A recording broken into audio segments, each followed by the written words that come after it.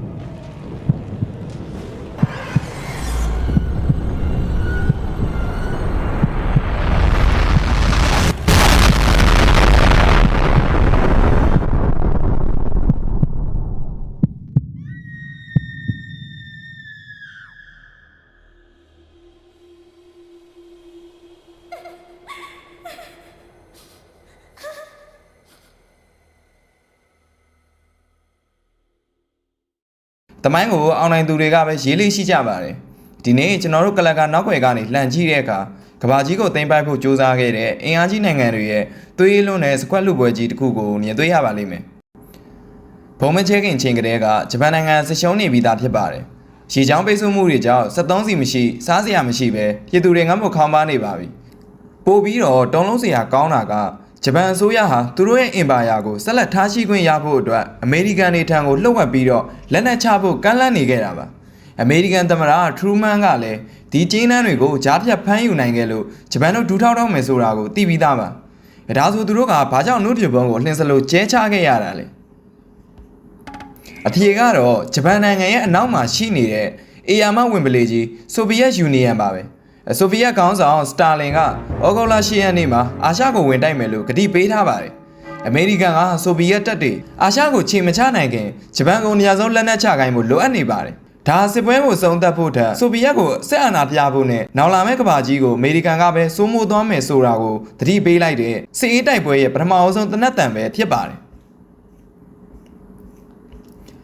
နောက်ထပ်သွေးအေးစရာအချက်တစ်ခုကတော့ငွေကြေးဖိအားပါပဲအမေရိကန်ကနုပြပုံဖန်တီးဖို့ဒေါ်လာ2ဘီလီယံသုံးစွဲခဲ့ပါတယ်အဘုံကိုလက်တွေ့မသုံးဘဲနဲ့စစ်ပွဲပြီးသွားရင်အစိုးရကငွေဖြုန်းတီးမှုနဲ့နိုင်ငံရေးကဘာပြတ်မှာဖြစ်ပါတယ်ဒါကြောင့်ဟီရိုရှီမာမြို့ကိုအနုပြပုံနဲ့ဖျက်ဆီးနိုင်စွမ်းဘယ်လောက်ရှိလဲဆိုတာကိုတိုင်းတာဖို့အတွက်လက်တွေ့စမ်းသပ်ခွင့်အဖြစ်သတ်မှတ်ပြီးတော့တမိုင်းမှာကြောက်မက်ဖွယ်အကောင်းဆုံးလူသားတက်ခွဲကမ်းကြီးအဖြစ်အသုံးပြုခဲ့ကြပါတယ်ဩဂုတ်လ6ရက်နေ့မနက်8:15မိနစ်မှာဟီရိုရှီမာရဲ့ချိန်တွေဟာရပ်တန့်သွားခဲ့ပါတယ်ကဘာကြီးကတော့စစ်ပွဲတွေပြီးဆုံးသွားလို့ပျော်ပွဲကျင်းပခဲ့ကြပေမဲ့အမှန်တရားကတော့အင်အားကြီးနိုင်ငံတွေရဲ့နိုင်ငံရေးကစားကွက်ထဲမှာအပြစ်မဲ့ပြည်သူတွေရဲ့အသက်ဟာစစ်တုဘရင်ရုပ်တွေလိုပဲအသုံးချခံခဲ့ရတာပါဟီရိုရှီမာဘုံကျဲမှုဟာတကယ်ပဲမလွဲမရှောင်သာစစ်ပွဲကိုရပ်တန့်ဖို့လားဒါမှမဟုတ်သွေးလွန်းတဲ့ပထဝီနိုင်ငံရေးကစားကွက်တစ်ခုလားအမေရိကန်အစိုးရဟာဘုံကျဲမှုကိုရှော့ချပစ်ဖို့ utilitarianism လို့ခေါ်တဲ့လူအများစုအတွက်အကျိုးရှိရင်ကျန်တဲ့ຢာကိုစနစ်တကျဆွန့်လွတ်ရတယ်ဆိုတဲ့ကိုချင်းတရားပိုင်းဆိုင်ရာယူဆကိုအသုံးချခဲ့ပါတယ်